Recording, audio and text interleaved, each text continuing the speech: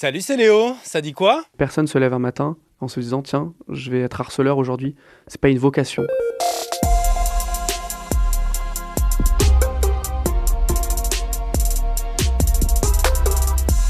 Jeudi 7 novembre, aujourd'hui c'est la journée nationale de lutte contre le harcèlement scolaire. Et nous on donne la parole à un harceleur. Ah non mais vous êtes fou non? Un ancien harceleur qui se bat aujourd'hui contre le harcèlement. Tu le connais peut-être, il s'appelle Valentin Viti, 1,6 million d'abonnés sur TikTok. Ça fait très longtemps que j'ai envie de faire cette vidéo et en fait... Il a 25 ans et quand il était au collège à partir de 2011, c'est pas parce qu'on ne parlait pas vraiment de harcèlement à l'époque qu'il ne savait pas ce qu'il faisait. J'ai jamais été quelqu'un de violent verbalement ou physiquement, mais j'étais le moqueur un peu tenace. Et puis en réalité, même quand je faisais ce que je pouvais faire quand j'étais harceleur, j'avais déjà conscience que des fois ça allait peut-être un peu trop loin. Et s'il parle aujourd'hui à ma collègue de France Info, Audrey Abraham, c'est pour que les harceleurs prennent conscience de ce qu'ils font et pour que les établissements scolaires comprennent qui ils sont. Ce serait délicat et compliqué de s'adresser à un harceleur comme si c'était une victime.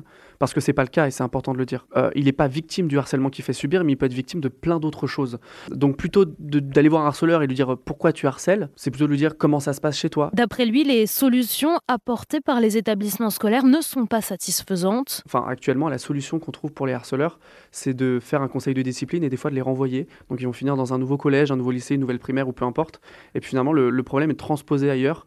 C'est-à-dire qu'une victime va se sentir mieux, mais il y en a une autre qui va être attaquée. Alors si t'es victime ou témoin, toujours un numéro de téléphone ou l'application 3018, c'est gratuit, anonyme et confidentiel.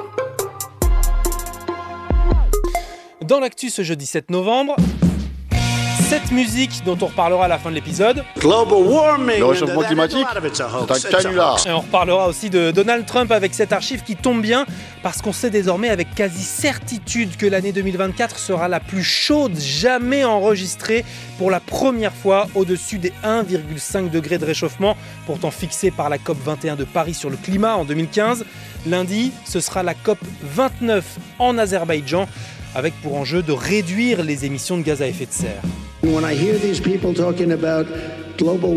j'entends parler de réchauffement climatique et de la montée des eaux dans 400 ans, ça fera plus de maisons en bord de mer, c'est pas une bonne chose? Et voilà donc le 47e président des États-Unis, Kamala Harris, l'a reconnu hier.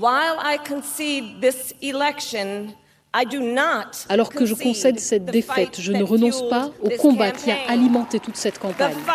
Les opposants à Donald Trump non plus ne renoncent pas. Avec plusieurs manifestations signalées cette nuit sur les réseaux. À Chicago ou encore Philadelphie. On ne sait pas ce qui fera vraiment renoncer Donald Trump, qui attend maintenant son investiture officielle le 20 janvier prochain, après le vote des grands électeurs gagnés hier par les deux candidats dans chaque État.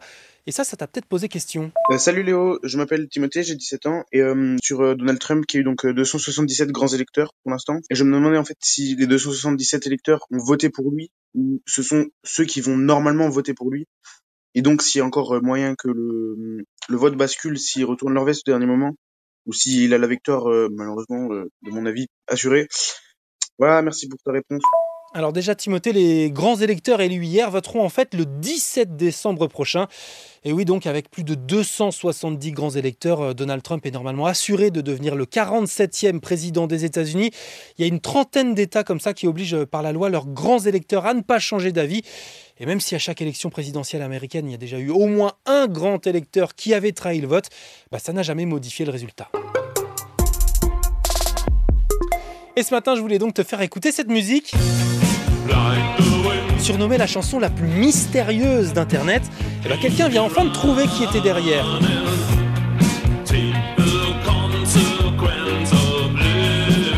Alors t'attendras un peu avant que je te dise qui c'est, parce que Darius, lui, a attendu 40 ans depuis qu'il l'avait entendu à la radio au début des années 80 en Allemagne. Il l'avait enregistré, puis partagé en 2007 sur Internet. Il a donc fallu attendre jusqu'à 7 semaines sur Reddit. Le groupe Fex confirme, c'est Subways of Your Mind.